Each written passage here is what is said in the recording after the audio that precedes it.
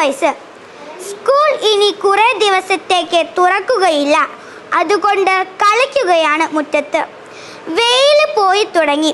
അവർ തുള്ളിച്ചാടി കളിച്ചു നടക്കുന്നതിനിടയ്ക്ക് ഒരു മൈന വന്നിരുന്നു.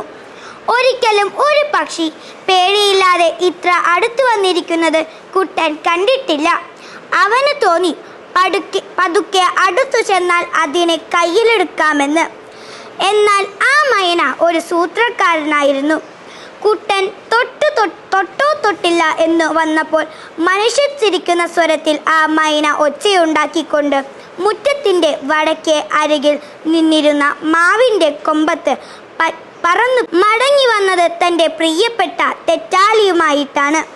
അതിലൊരു ചെറിയ കല്ലെടുത്തു വെച്ച് മൈനയുള്ളതുപോലെ മനസ്സിലായിട്ടെന്നതുപോലെ ആ കിളി ഈണത്തിലൊരു പാട്ട് പാടി. ആ പാട്ട് അതിൻ്റെ അനുബന്ധം പോലെ ലൈല പറഞ്ഞു. എത്ര വയസ്സാണ്?